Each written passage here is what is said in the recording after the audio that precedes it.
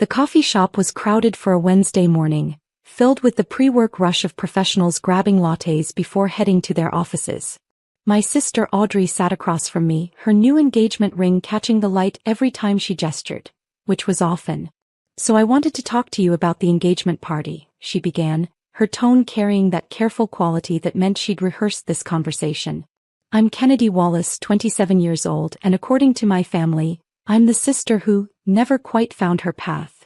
While Audrey climbed the corporate ladder at a marketing firm and my brother Julian worked in investment banking, I'd been doing freelance consulting." Their words creating an image of instability and struggle. The reality was different. "I'm the founder and CEO of Wallace Strategic Solutions, a procurement and supply chain optimization firm serving mid-sized manufacturers across the Midwest.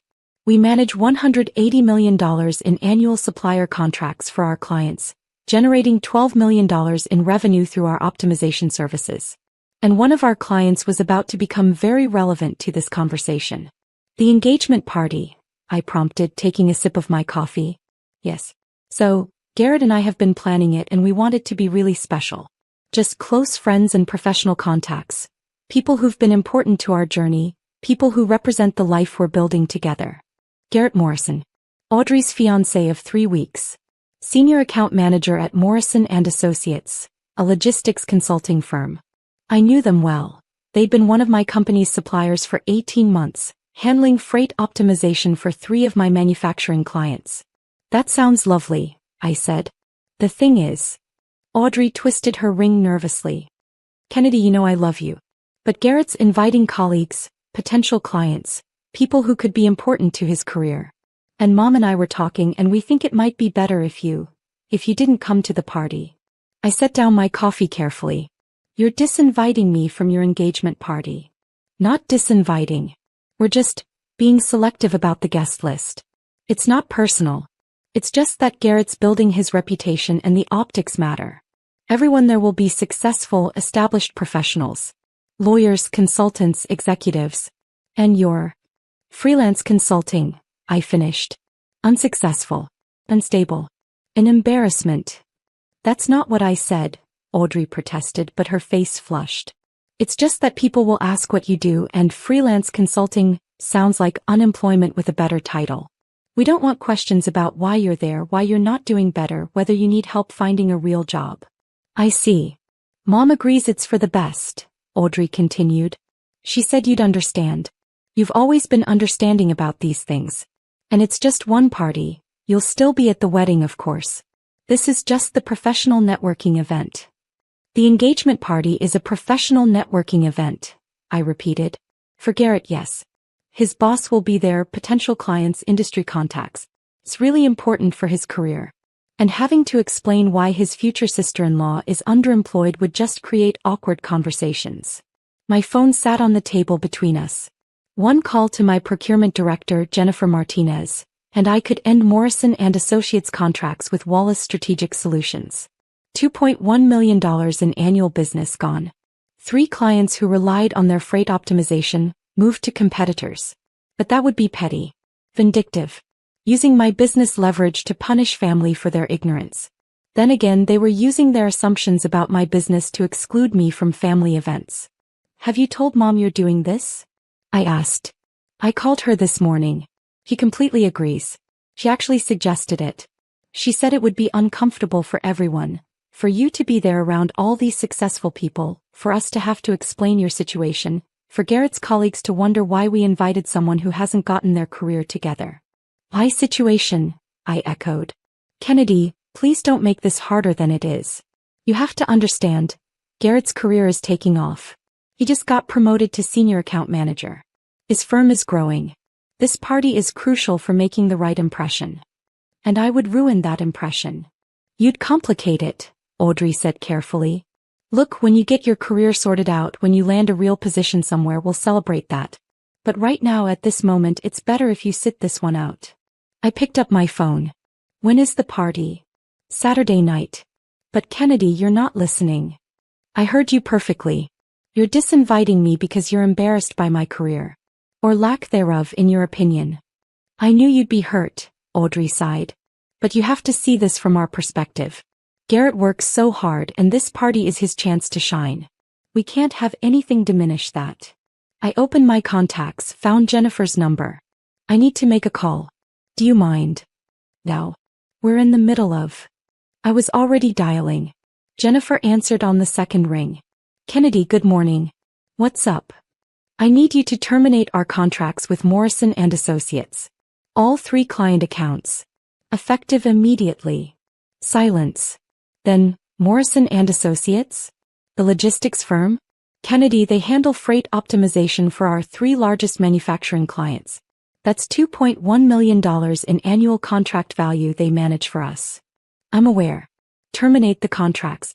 Standard 30-day notice as per our agreements. Start identifying replacement suppliers today. Can I ask why? Has there been a performance issue I'm not aware of? Personal conflict of interest. I'll explain later. Just get the termination notices sent this morning. You're sure about this? Completely sure. Hey. I'll draft the notices now and send them within the hour. Should I copy you? Yes. And Jennifer? Make sure the notice goes to Garrett Morrison specifically. He's the senior account manager handling our accounts. Got it. Anything else? That's all. Thanks. I hung up. Audrey was staring at me with confusion. What was that about? Work, I said simply. Now where were we? Oh yes, you were explaining why I'm not successful enough to attend your engagement party. Kennedy, don't be dramatic. This isn't about success. It's about fit. It's about. My phone buzzed. A text from Jennifer. Termination notices drafted and sent. Morrison and Associates will receive them in approximately 15 minutes. Garrett Morrison is listed as primary contact on all 3 accounts. He'll get the emails directly. I texted back. Perfect. Begin supplier replacement process. I want alternatives identified by end of week.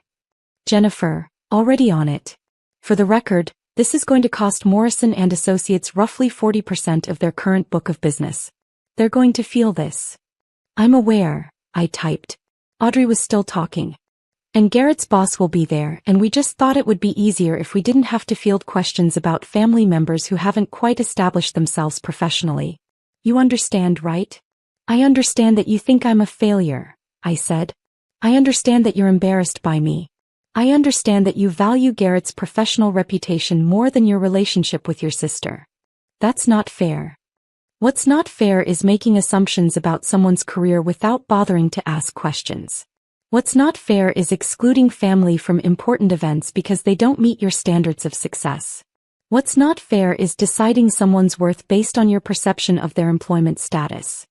Audrey's phone buzzed. Then buzzed again. And again. She glanced at it, frowning. That's Garrett. He's calling. You should probably answer it. She accepted the call. Hey honey, I'm still with Kennedy.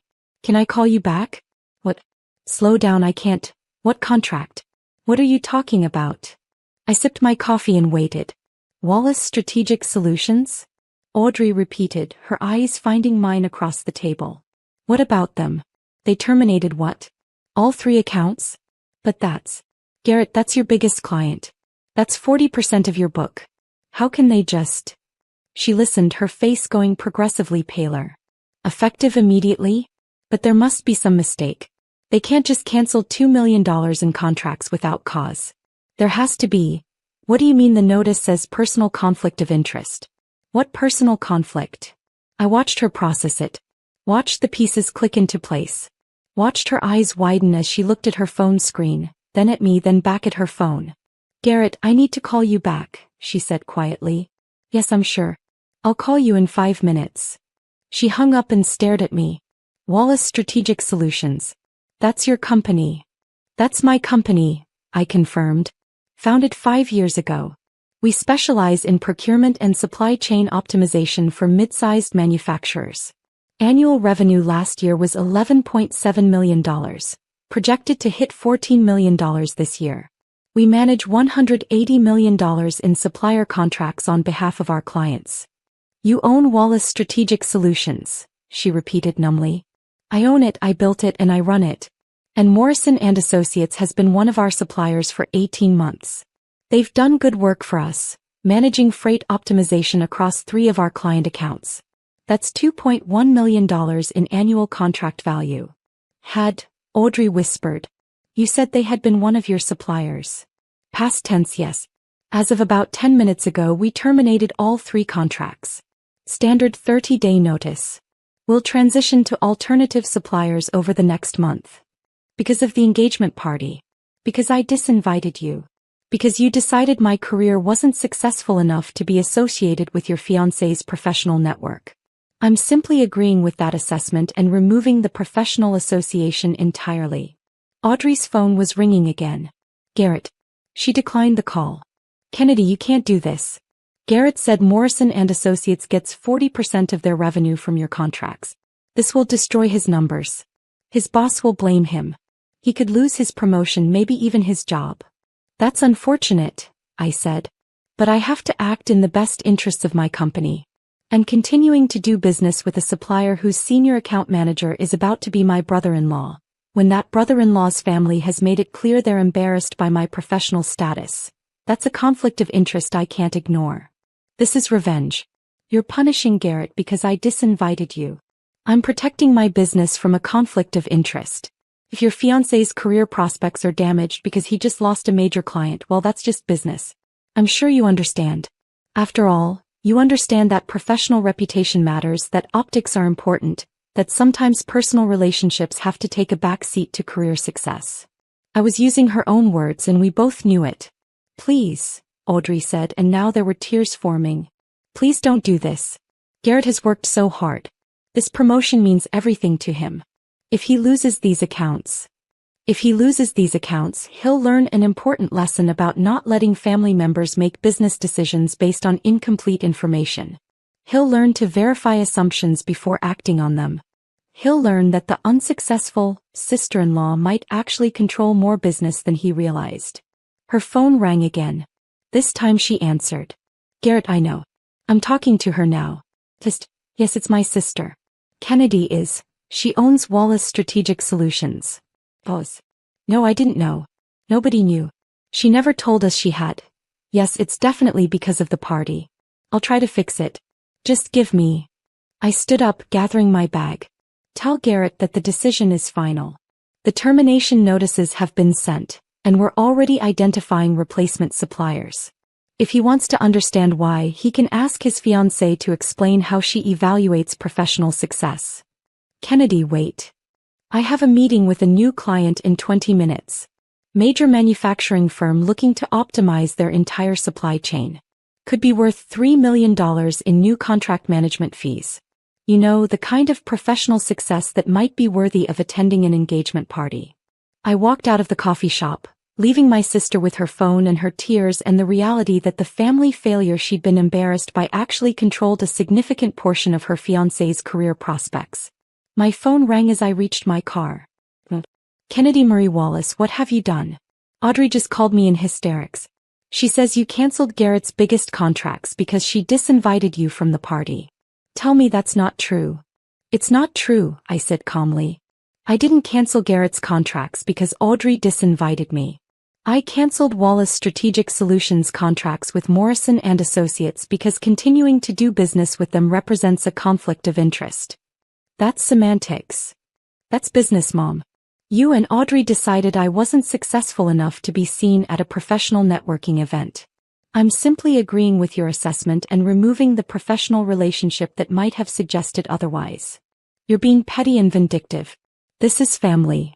Family that decided I was an embarrassment. Family that made business decisions, specifically excluding me from a business-focused event, based on assumptions about my career. I'm making a business decision in response. Seems fair. Garrett could lose his job over this. Then he should have asked more questions before letting his fiancée disinvite his biggest client CEO from family events. Due diligence matters in business, Mom. This is an expensive lesson in that principle. I could hear her breathing, could imagine her trying to find the right words to fix this. What do you want? She asked finally. What will it take to undo this? I want my family to stop assuming I'm unsuccessful because my career doesn't look like Julian's banking job or Audrey's marketing position. I want you to stop being embarrassed by me without bothering to understand what I actually do. I want to be valued for who I am, not dismissed for who you assume I'm not. We can do that, Mom said quickly. We'll apologize, we'll include you in the party, whatever you want. Just reinstate the contracts. The contracts are terminated. I've already begun the supplier replacement process. That decision is final regardless of whether I'm invited to the engagement party. Then this is just revenge. This is consequences, Mom. For years you've all treated my career like a joke. Like something to be hidden or explained away. You never asked what I actually do, what I've built, whether I'm successful. You just assumed failure and acted accordingly. Now you're learning that your assumptions were wrong and that those assumptions have costs. So you're going to ruin Garrett's career to make a point. I'm going to run my business according to sound principles, which includes avoiding conflicts of interest with suppliers whose families view my company as something to be ashamed of. If that impacts Garrett's career, that's unfortunate. But that's business. Mom was quiet for a long moment. Then, you've really built a $12 million company? We'll hit $14 million this year if projections hold. And yes, I really built it. 5 years ago, starting with 2 clients and a lot of determination. Now we serve 15 manufacturing firms across 6 states. Why didn't you tell us? Because every time I tried to talk about my work, you changed the subject or offered advice about finding a real job. Eventually, I stopped trying to convince you and just focused on building the business. And now you're using that business to hurt your family. No, Mom. I'm protecting that business from a family that couldn't see its value until it affected them personally. There's a difference. I hung up before she could respond. That evening, Audrey texted, Garrett's boss wants a meeting tomorrow. They're panicking about losing the Wallace accounts. Please reconsider. I'm sorry for disinviting you. I was wrong about everything. I typed back, I accept your apology. And you're still welcome at my office if you ever want to understand what I actually do. But the business decision stands.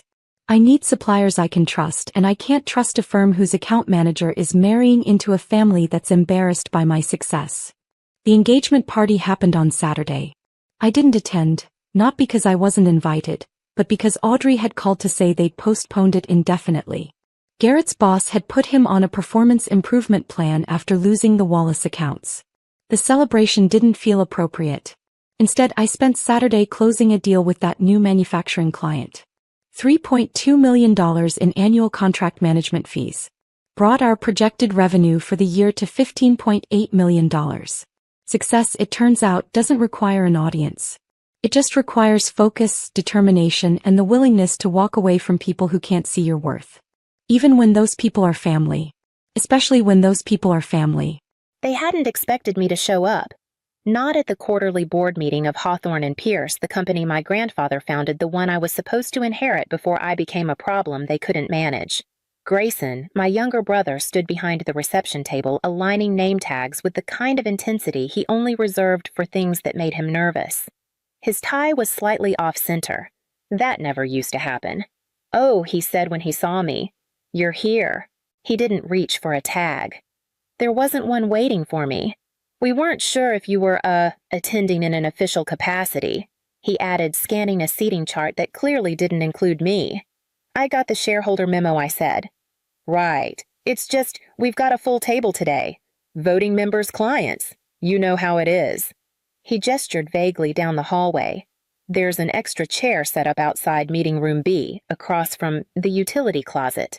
I didn't respond right away. Just watched him shift his weight from one foot to the other like a teenager caught sneaking out. This was the same brother who once asked me to write his college application essays. The same one who'd cried the first time he failed a pitch in front of our father. But now he couldn't look me in the eye. Behind him, the conference room doors opened.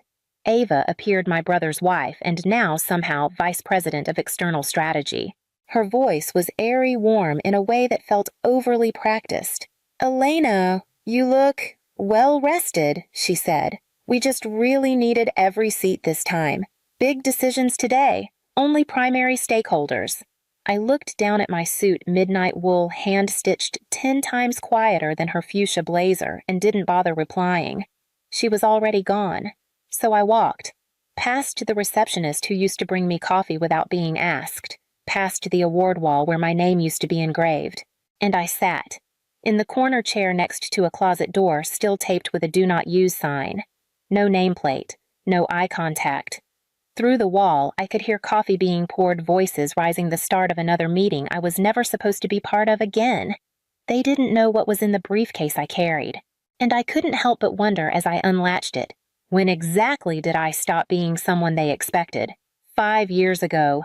I used to stand where Ava stands now, beside the head of the table, pointer in hand, voice steady, deadlines memorized. They used to call me the closer. Not because I was the loudest, but because I always showed up with the solution no one else could see. I knew the company's rhythms by heart, which vendors padded invoices, which suppliers delivered late, which employees needed another chance instead of another warning. I cleaned up messes, smoothed over cracks, protected our name from scandal, sometimes even from the family itself. I was good at it, too good, until I stumbled into something I wasn't supposed to fix. It started with a simple compliance report misfiled, then a payment made to a subcontractor who didn't exist, then another. I pulled at a loose thread and uncovered a pattern, a chain of fraudulent accounts feeding money into shell corporations. Environmental violations masked by fake reports. Under-the-table deals with overseas factories paying less than minimum wage. When I brought the documents to my father, expecting maybe shock, maybe concern, he laughed. A full dismissive glass-in-hand kind of laugh. You want to throw away everything your grandfather built because of a few accounting tricks? Come on, Elena. This is business, not Sunday school. I remember standing there in his office, the windows behind him open to the skyline, his cufflinks catching the morning light. I waited for someone else to speak. For my Uncle Jared, our general counsel and family friend, to say something. He didn't. He looked at me the way people look at a ticking clock they don't want to hear anymore. You've always had strong ideals, he said finally. But this is bigger than you. That night, I packed my office into 2 boxes. No one stopped me. No one followed me out. 2 weeks later, my voting shares I'd inherited from my mother were reassigned to a third-party strategic advisor named Tully & Co. I traced it back. Paperwork routed through Jared's office, his signature at the bottom of the authorization. He was the first to quietly sign me out of the room. He still sent birthday cards that year. One had a quote on the front. "Sometimes walking away is the strongest thing you can do." It arrived 3 days late and unsigned. So I walked away, but not from the fight, only from the noise. I used the capital my mother had left me, the part untouched by the Hawthorne Trust, to build something from the ground up. A name no one in my family would think to trace. Rose Lake Holdings. Her middle name was Rose. Back in the corner chair, I refreshed the meeting agenda on my tablet. Nothing had changed. Ava was scheduled to lead the first half Strategic Partnership's upcoming mergers, a tentative proposal from Langford Group. She didn't know Langford had already agreed to terms. With me. The name Rose Lake didn't appear anywhere on her slides, but it didn't have to. Rose Lake operated through layers: Crescent 4, Meadow Run, Capital, Waverly, Equity. All tidy, all compliant, all deliberately invisible. What they didn't know was this. For the past 3 years, while they expanded fast and cheap, I'd been buying small and slow. 10,000 shares here. A silent partnership there, just enough to stay off the radar, just enough to count when the moment was right. And now Rose Lake, or rather I, owned just over 52% of Hawthorne and Pierce. But they didn't even remember my name. The first time I realized I'd been erased wasn't during a shareholder call or a board vote I was no longer copied on. It was smaller than that. A few months after I left, I opened the family group chat one we'd used for birthdays, flight arrivals, dinner photos, and found that I was no longer in it. No warning, no message, no silence with wait, just gone. I didn't say anything at the time, just stared at the chat icon, now down to 4 members instead of 5. I didn't have to guess who'd removed me. Ava had texted me once a year before crying in a parked car outside the fertility clinic. Her insurance didn't cover the last round. She and Grayson had maxed out every card. She said she didn't know who else to ask. I wired her $50 thousands that same afternoon. No questions, no reply. I didn't tell anyone. I didn't ask for it back. She got pregnant 3 months later. posted the announcement with a caption that began, "After a long journey, our miracle baby is finally on the way." She never tagged me. The person who owed me the most was the first to delete me. Now Ava sat at the head of the boardroom table, flipping through slides about ethical alignment and modern leadership. The irony was exquisite. I tapped once on my phone screen. A message popped up from my assistant Langford rep is on site, briefed and ready, waiting for your signal. I didn't respond yet. The broom closet beside me hummed faintly with the sound of old pipes. I could wait. After all, I'd waited 5 years. I didn't announce myself. I didn't walk into the boardroom or demand a seat at the table. That would have been too loud, too much like them. Instead, I stayed exactly where they put me, beside the utility closet half a hallway away, behind a wall thin enough to hear everything, but not thick enough to matter. I opened my laptop and watched the meeting unfold through a private stream piped in by the building's AV contractor, one of several vendors Roselake had quietly acquired 6 months ago. Ava's voice came through the earbuds, smooth-practiced, cheerful. "We're thrilled to welcome representatives from Langford Group. Their values align beautifully with ours: responsibility, innovation, longevity." She smiled toward someone I couldn't yet see her tone, bordering on flirtation. I imagined she thought this was her moment. I imagined she thought she'd earned it, but there was no Langford. Only a hired spokesperson. Only a decoy. Only the start. I shifted slightly in the chair. It creaked under me, cheap plastic on cheap tile. A janitor's stool, not a stakeholder's seat. Across from me, the closet door hung half open, a mop handle sticking out at an awkward angle like a flag at half-mast. Symbol, that was the image that stayed.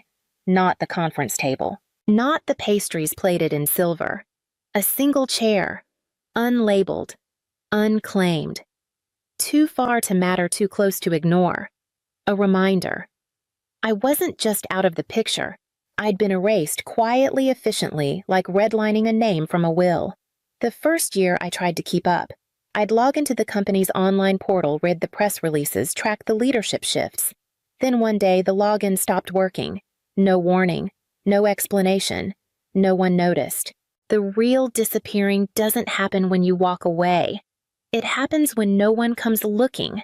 I sent a single message to my assistant. Let him speak. Then pause. Across the glass, I watched the Langford rep rise to his feet. I closed my laptop slowly, quietly, and waited for the room to catch up to me. From the other side of the wall, I heard the scrape of chairs, a polite cough, the slight clatter of a glass being set down. Then a voice I recognized, confident, polished, paid for. "Thank you, Mrs. Hawthorne. I appreciate the introduction, but I should clarify something before we continue." The room fell quiet. Ava hesitated. "Of course. Go ahead. I'm not here to discuss the proposal you've prepared. I'm here on behalf of Roselake Holdings at the request of their CEO." Another pause. I pictured her blinking, tilting her head, rehearsing 10 responses at once. I'm sorry. There must be some confusion. This meeting was arranged directly with Langford Group." "Yes," he said calmly. "Langford is one of several Roselake affiliates. This invitation was extended to ensure representation from the controlling interest in Hawthorne and Pierce. And just like that, it started. The unraveling. Inside the room, voices rose: confusion, denial, chairs scraping again. Grayson spoke next. I could hear the panic creeping into his tone. "That can't be right. No one owns that many shares." "We would have known." I stood up, smoothed my jacket, picked up my briefcase, and opened the door. The light hit me differently in that room. Brighter, somehow colder. Every head turned. Grayson's mouth opened, but nothing came out. Ava dropped her pen. My father, sitting at the far end of the table, stared at me like he was looking at someone he'd only seen in photographs. "Good morning," I said, my voice even. "Perhaps we should restart the meeting." No one spoke. I walked to the head of the table, the same spot I used to stand in back when they still remembered my name, and set my briefcase down with a quiet click. "As of this quarter," I continued, "Roselake Holdings owns 52.3% of Hawthorne and Pierce. We also hold controlling interests in your top 3 vendors, the building you're sitting in, and 2 of your primary lines of credit." I didn't raise my voice.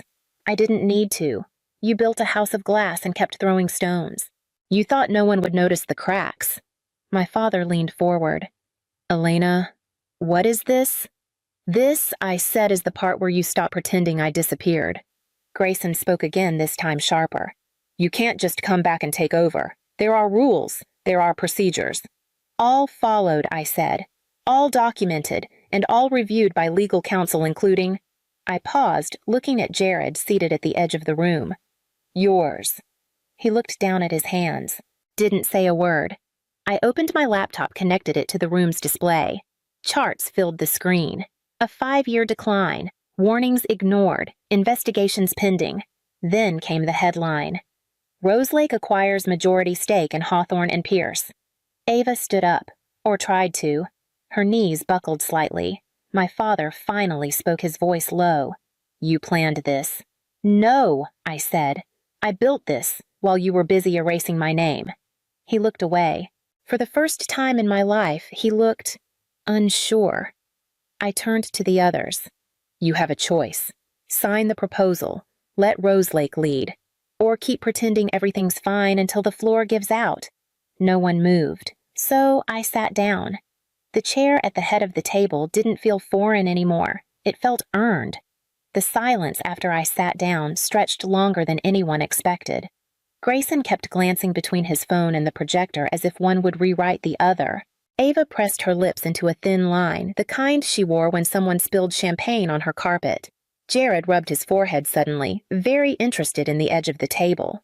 My father leaned back, his fingers steepled under his chin. We can work with this, he said finally. Roselake has capital. We have history. There's no reason we can't align. Ava nodded quickly. Yes, exactly. This doesn't have to be adversarial. Maybe this is a new beginning. She tried a smile, one of the performative ones. It didn't reach her eyes. I didn't respond. Elena, she added softer. Now we've always thought of you as family. We still do. I looked at her, at the ring she wore our grandmothers passed down to her without ceremony, at the seat she occupied mine before anyone dared say it aloud, at the words she chose. Family. Funny how often that word gets used when people need something. I flipped through the pages in front of me. Contracts, restructuring plans, a pathway toward compliance, profitability, and stability. No one asked me what it cost to get there. No one asked why I left. Just how I'd returned. Jared finally spoke. We could keep this quiet, frame it as a strategic merger, avoid spooking investors, avoid accountability, you mean, I said without raising my voice. He winced. That's not what it's exactly what you meant. He sat back. Ava reached out, then fingertips just brushing the edge of the folder between us. I know things got messy, but maybe we can move forward. Together. No, I said. You want the appearance of unity, not the truth. The truth is none of them apologized. Not once. Not for the lies. Not for the deletion. Not for making silence the only way I was allowed to exist. Grayson finally spoke. Can't we just put it all behind us? You already did, I said. That was the problem. No one argued after that. Not because they agreed, because they didn't know how to refute something that had already happened. I laid the final document flat on the table, the proposal Roselake had spent 18 months crafting capital infusion, leadership restructuring, compliance overhaul. No firings, no public fallout, just the end of their way of doing things. My father picked it up and read the first page, slowly, his mouth a thin line. The same man who used to sign deals in under 10 seconds was now taking his time stalling without looking like he was stalling. You'd really go through with this? He asked quietly. Take control of your own family. I didn't answer right away, let the question hang in the space between us. Then I spoke, not to wound, but because anything less than truth would feel dishonest. I gave this family every chance to do better. You taught me how to close a deal. But I had to learn ethics on my own. He looked away, from where he asked almost a whisper, from the person you erased the moment she died. His fingers tightened around the paper. He didn't ask which person I meant. He already knew. There was no shouting, no final dramatic gesture, just stillness. Even the building seemed to hold its breath. Jared was the first to nod. Not in agreement, more like resignation. Grayson didn't speak again. Ava sat perfectly still, her hands folded in her lap like a student waiting for the test to be collected. I looked at all of them. I was always in the room, I said quietly. You just saw more clearly when I wasn't. That was the only thing left to say. And not one of them said otherwise.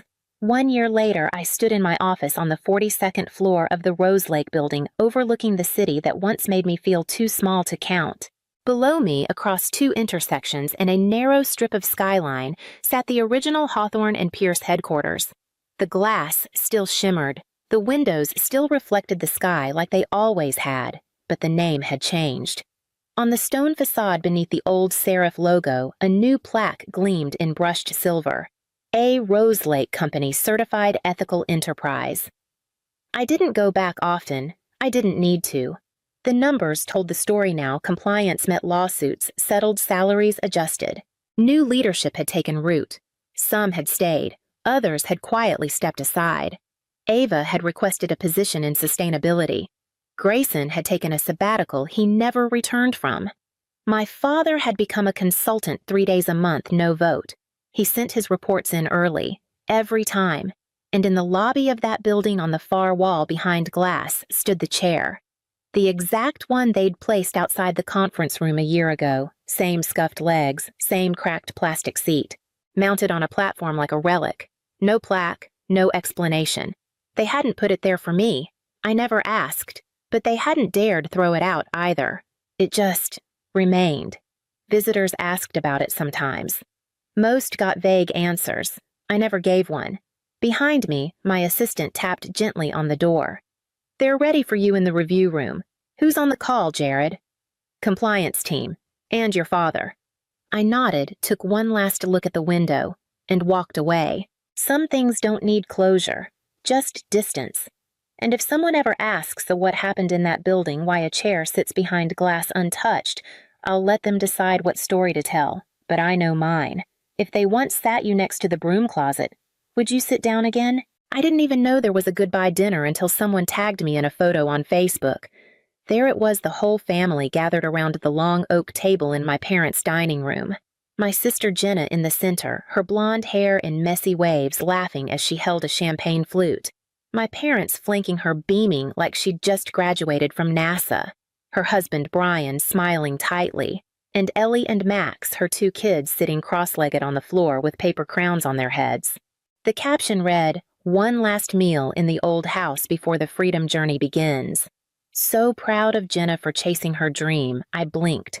I wasn't in the photo. I wasn't in any of them. Later, I found out my mom had texted me an invite the night before, a single message buried between grocery coupons and a forwarded meme saying something like, "If you're free tomorrow, swing by." I hadn't been free. I had a late client meeting and no idea they were throwing a full dinner party to honor Jenna's big leap into van life. A leap, by the way, funded by selling the house I had helped her keep more than once. When I asked about it, my mother said, "We assumed you were too busy. You're always working." I didn't argue. I'd grown up in the shadow of those assumptions. But a week later, when I stopped by their house to drop off some paperwork my dad had asked me to review his Medicare forms, I noticed the goodbye photo framed in the hallway. They'd blown it up, enlarged it, glossy print, hung at eye level. I stared at it for a long minute. Not because I expected to see myself, I knew I wasn't in it, but because of where the photo had been taken. My mother's dining room has 10 chairs, always has. But that night in the picture, there were 11 people. And one of them was sitting in a folding chair tucked in next to the end of the table between the trash can and the sideboard. That was where they'd saved a seat for me. Not that I ever showed up. Maybe it wasn't intentional. Maybe someone just grabbed an extra chair at the last minute. But maybe it was a metaphor. Maybe I'd been downgraded, folded out of frame. When I left, my dad asked if I'd help Jenna review some of the van paperwork she was trying to register her converted Mercedes Sprinter as a tiny home on wheels. I said I had back-to-back meetings all week. He just nodded. No pushback, no follow-up. That folding chair lingered in my mind long after the conversation ended. It creaked a little in the photo, like it knew it didn't belong. And I couldn't stop wondering, when did I stop being invited? and start being expected. It didn't happen all at once. That's the thing about being erased. It's rarely a single moment. More often, it's slow, subtle, kind. It comes disguised as you're so responsible or you've got it all figured out. At first, I thought I was being respected. Later, I realized I was being used. When Jenna and I were kids, she was the light, chaotic radiant, the one who walked barefoot through our neighborhood in winter singing. I was the one who followed behind her picking up the mittens she dropped. By age 13, I was babysitting for half the block. At 17, I took a part-time job after school to start saving for college. My parents called me our little rock. I thought it was love. I know now it was weight. Jenna coasted. She quit jobs the way some people change phone cases. There was always a new dream yoga instructor, wedding photographer, handmade soap shop. When she got a scholarship to an art college in Colorado and left halfway through sophomore year to follow a guy on tour with a jam band, our parents said, "She's just finding herself."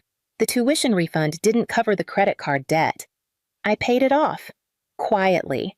I didn't mean to start keeping track, but I did. When her first apartment lease fell through, I co-signed the next one. When she got married and ran out of money a month before the wedding, I paid for the photographer and the deposit on the venue. I told myself it was a gift. I told myself she would settle down. I told myself it would be the last time. It never was. When Ellie was born, I opened a savings account in her name. I did the same for Max, even though Jenna rolled her eyes when I mentioned compound interest. "You always think too far ahead, Rach," she said once. "That's how we end up stuck." Maybe. But I always believed children deserved a parachute even if their parents didn't pack one. The worst part wasn't the money. It was how invisible I was in the story Jenna told about her life. When she posted a birthday collage for Ellie last year, there were 10 photos. Balloons, cupcakes, handmade decorations. Caption, "Thank you to everyone who made this day so special." She tagged our parents, her in-laws, her yoga friend, not me. That year, I'd stayed up late the night before building the gift that Ellie still played with every morning, a wooden art table with her name carved across the front. I didn't say anything. It felt petty, but something inside me dimmed. The next month, my mom casually mentioned that Jenna told her I offered to cover the extra van conversion costs, the same van they later drove into the Nevada desert. I hadn't offered. I'd said I could look at their budget if needed. But by the time the words reached my mother, I'd become a donor again. Like always. I wasn't a sister anymore. I was an open tab with no PIN required. I never told them what it cost me financially or otherwise. I just adjusted, reduced my own travel plans, skipped one holiday bonus, delayed upgrading my roof. They never asked. It's funny. They always said Jenna was the dreamer, but I'm the one who kept believing she'd change. And now, I can't help but wonder, how many times did I say yes? Just so they'd stop asking. The first time I noticed it, I thought it was a mistake. Jenna had posted a carousel of photos their last night in the house, the first morning in the van, Ellie brushing her teeth beside a bamboo-paneled sink. The caption read, "We left behind everything we didn't need. Minimalism is liberation." I scrolled through the images. 10 in total. My parents, her in-laws, even the cat, not me. I told myself I hadn't made the cut, but it kept happening. Campgrounds, bonfires, yoga at sunset, the captions, #vanlife, #family first, #home is where you park it. One night, I searched my name. Nothing, not tagged, not mentioned, not even in the goodbye album my mom posted to Facebook, 46 photos she printed and mailed to relatives. That one stung, because I'd taken 3 of them. I was the one holding Ellie while Jenna and Brian posed in matching t-shirts. I'd cropped the backgrounds, adjusted the lighting, emailed them all in high res, but somehow I didn't exist in the version they kept. I brought it up once gently. I didn't see any of the photos I sent in the print set. My mom hesitated, then smiled. "Oh, honey, we wanted to focus on the journey. You're not going with them." I nodded. Of course. Why show the person who held the ladder when the story only celebrates the one who climbed? Later that night, I opened our family's shared cloud album. The folder was renamed The Journey Begins. Some photos were gone. I searched for the ones I'd uploaded Ellie's second birthday, Max's first day at preschool. Gone. Folder last modified by Jenna Moore. She hadn't just left town. She'd started curating a version of her life where I didn't fit. I didn't react, didn't text, didn't ask for credit. But I did respond in my way. I made the bed in my guest room, smoothed the sheets, set a book by the window, lit a candle. Then I walked out. The next morning, I posted a single photo light through the guest room door. No faces. Just stillness. Caption reserved for peace. Not rescue. They didn't reply. But I got a voicemail from my mom, cheerful but clipped. A text from Jenna. Everything all right? You seem distant. And maybe I was. Or maybe I'd just stopped orbiting their story and started writing mine. I didn't announce it. No fight, no message that said I need space. Just small exits one by one. First, I muted the family group chat. Not left, just muted. Then I archived the cloud photo album and created a private one just for me. No filters. No captions. Just Ellie asleep on my shoulder. Max wearing mismatched socks. Unshared. Undisrupted. I changed the lock on my guest room door. Not because I thought anyone would walk in, but because I needed the symbol. I dropped the key in a drawer and closed it without a sound. One afternoon, I opened the mail and found a greeting card from my mother, the kind with pastel script that says, "Family is everything." Inside was a printed photo of Jenna standing at the edge of a canyon arms wide. The kids were in the background half-turned, looking away. Below, my mom had written, "Look at that joy. Jenna says this is the best decision they've ever made." I stared at the photo longer than I expected. Then I slipped it into the same drawer as the key, and closed it again. That night I posted another photo, just the hallway outside the locked guest room. Soft light spilling across hardwood, no caption. The next day, a voicemail from my dad, just checking in. "You've seemed a little quiet." A meme from Jenna about Mercury in retrograde, a half-hearted emoji from my mom. I didn't answer, not because I was angry, but because stillness had finally arrived, and for once, I didn't need to explain it. I started rising earlier, making slow coffee, reading again. I stopped refreshing Jenna's feed, stopped waiting for the next ask, the next silent expectation that I'd say yes. And in that silence, something changed. Because when you stop making noise, that's when people start noticing the echo. By week 3, the tone shifted, voicemails got sharper. "Rachel, is something wrong? Your sister says you're being distant." I wanted to say, "Nothing is wrong. That's the point." No confrontation, no demand, just one closed door, one quiet room, one absence they couldn't fill with noise. If you've ever pulled away so gently they didn't see you leave, you understand. It's not always the slammed doors they remember. Sometimes it's the ones that never opened again. It started with the van. Jenna called it the Freedom Vessel. A custom Mercedes Sprinter retrofitted with bamboo paneling, solar panels, a composting toilet, and cabinets made from reclaimed barnwood she found on Pinterest. It was beautiful, I'll admit. Expensive, too. But beauty doesn't run on diesel. By week 6 of their trip, the social media posts started to shift. The bright filters dulled. The captions turned defensive. Instead of inspirational quotes about escaping the matrix, Jenna was writing things like, "Van life isn't always pretty, but it's real." I could see the tension, not just in the words, but in the photos. The kids were thinner, the backgrounds bleaker. In one post, Ellie was sitting on the van floor eating from a paper bowl. Her smile didn't reach her eyes. My parents brushed it off. "They're adjusting," my mom said. "All new beginnings are bumpy," said my dad. I didn't argue. I just waited. The call came on a Thursday night. My phone buzzed at 11:42 p.m. I answered on instinct, half asleep. Rachel Jenna said, breathless, "We're stuck." The van had broken down somewhere in Nevada. Not just a tire, not a battery. The transmission. Total failure. Estimated repair $12,000. She was crying.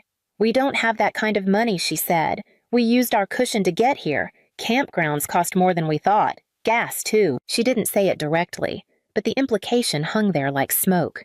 They needed a rescue. I didn't say anything. The silence made her nervous. You've got savings, she added, her voice tightening. I know you do. I'm not asking for a gift, just a loan. I sat up slowly, heart pounding. Where are you sleeping? I asked. A motel, Sunset Inn. It's $40 a night, but... She broke off. I heard Max coughing in the background. I'll help you look at options, I said. Create a plan. See what resources are available locally. She exhaled, sharp and defensive. We don't need your financial advisor lecture. We need help. Then she hung up. The next day, she posted a photo of a parking lot at dusk. The caption read, "Some people will never understand the value of freedom over comfort. Their loss." That night, my parents called me. Rachel, my mom said, they're stranded, and we've already sent everything we could. We were hoping maybe you'd let them stay with you, just until they get back on their feet. I didn't respond. She continued, They can sleep in the guest room. The kids can share your office. It's only temporary. My dad jumped in. They'd be arriving Saturday. Jenna says they'll drive straight through. I blinked. You already told her she could come. The pause that followed was everything. We might have... implied. I ended the call quietly before I said something I couldn't take back. That night I didn't post anything. But I did one thing. I opened my laptop and created a Zoom invite titled Emergency Family Discussion. Mandatory. The call was scheduled for Friday. One day before Jenna would arrive at my door, a door no one asked permission to walk through. Friday came. One by one, the video squares filled in. My parents on their floral love seat. Brian in what looked like a motel bathroom. Jenna, hair pulled back, face set in entitlement. The kids absent. I didn't waste time. This isn't happening, I said calmly. You're not moving in. Jenna scoffed. You have 2 bedrooms and an office. What's the problem?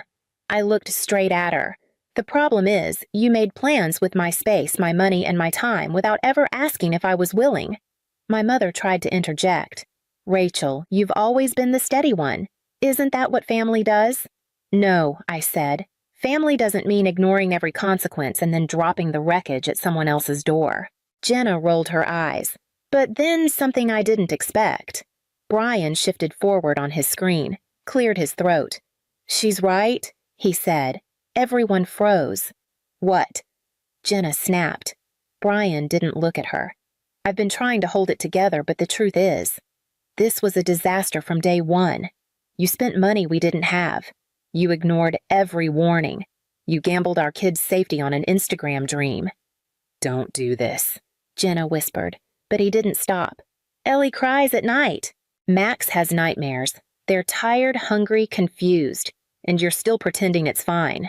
He turned to me. Rachel, thank you for trying to stop it before it got this far. It was the first time someone in the family had ever thanked me not for fixing something but for telling the truth. If you've ever watched someone burn everything down and then hand you the ashes, you know the difference between rescuing and being wrecked alongside them.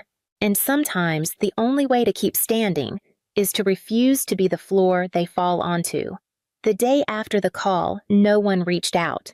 For 24 hours, it was blissfully silent, until my dad's number flashed on my screen. Your mother's upset, he opened. So is Jenna. I waited.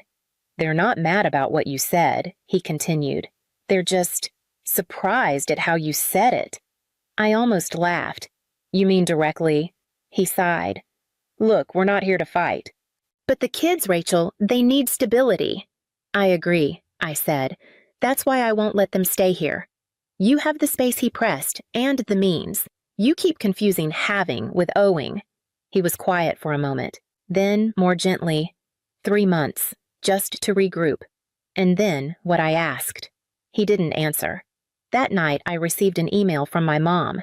No greeting, no sign-off, just blocks of justification. She wrote about Jenna's struggles, about how I'd always been the strong one. She said it must be nice to have a quiet condo all to myself. Then one line struck like a slap. Some of us weren't built for stability. Some of us need more, like the life I built was less. I didn't reply. But later that night, a new message appeared from Brian. I know you probably want nothing to do with us. But if you're willing to talk not about Jenna, about the kids, I'd be grateful. I don't want to keep failing them. We talked the next evening. Motel Wi-Fi. Dim light. Honest words. He said they had 3 nights left at the motel. Jenna still believed the universe would sort it out. Ellie had asked to go back to her old school. Not whining, just quietly. Hopefully. Brian looked at me and said, "This journey is over, but I don't know how to tell her that without breaking everything." I looked at him.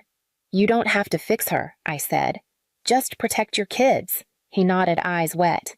That's when the plan began. Not a rescue, not a sacrifice, not a guest room, a real solution. If you've ever been asked to clean up a mess they told you wasn't coming, you know this truth. Sometimes love isn't saying yes. I didn't tell anyone I was helping Brian. Not Jenna, not my parents, not the group chat I hadn't checked in weeks. In quiet calls and emails, we built a plan, a 2-bedroom apartment near a public school. Modest, safe, move-in ready. The landlord agreed to overlook their credit if we paid a little extra up front. I wired the deposit, not as a favor to Jenna, for Ellie, for Max. Brian committed to the job. He enrolled the kids himself, started therapy applications through the district. Still, I told no one.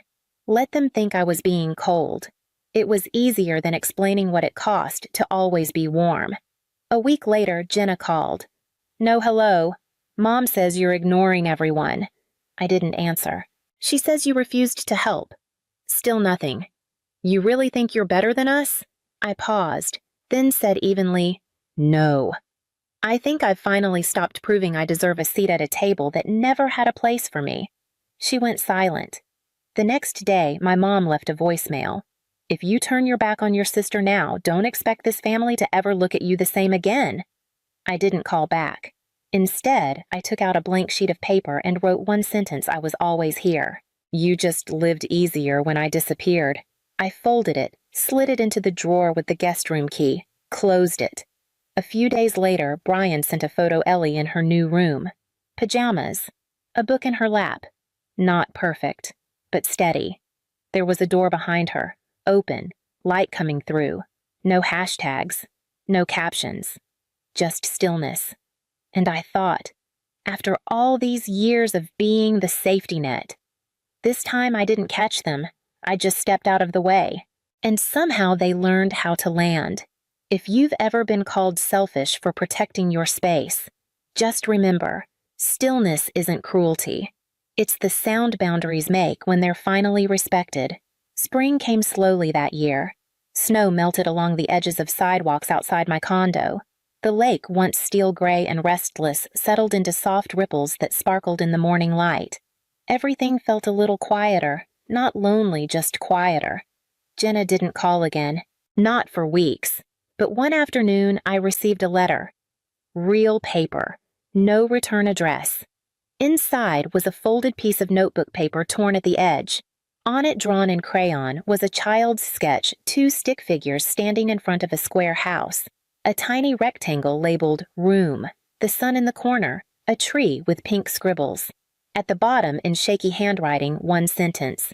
"This is our new home. Signed, Ellie." I stared at it for a long time, not because it was surprising, but because for the first time, no one had asked me for anything. They just showed me what they'd finally chosen. I didn't write back. I didn't frame it. Didn't hang it on the fridge. I slid it into the drawer with the key, the same key I had once held onto for hope, for obligation, for family. Then I closed the drawer and left it closed. Weeks passed. My parents didn't call. I saw my mother post a birthday photo of Jenna, just the 2 of them eating lunch at a café, pretending nothing had ever cracked. I didn't like the photo. I didn't comment, but I didn't feel forgotten. I felt finished. Later that spring, I visited Ellie and Max. I flew out to see them not as a savior, not as a fallback plan, just as Rachel, Aunt Rachel. We went to the park, ate grilled cheese on paper plates. Max told me about his dinosaur club at school. Ellie showed me a spelling test she got 100% on. They looked happy. Not picture perfect, just real. I didn't stay long. Just long enough to remind them I was still here in the way that mattered. Before I left, Brian pulled me aside. He didn't say thank you. He didn't have to. He just nodded once and said, "We're going to be okay." And I believed him. On the plane ride home, I looked out the window as the ground dropped away, thinking about all the years I'd spent trying to be the steady one, the fixer, the invisible net that caught everyone else. This time, I hadn't caught them. I'd stepped back, and somehow they'd landed anyway. When I got home, the guest room was exactly as I'd left it, clean, still untouched. The bed was made, the book still by the window. One shaft of late sunlight stretched across the pillow. I didn't take a photo. I didn't post anything. I simply stood in the doorway and looked at that quiet, empty room. And for the first time, I didn't feel guilty. I just felt done. If you've ever seen a child carry what the adults refused to, say, "I saw it." Not everyone did, but you did.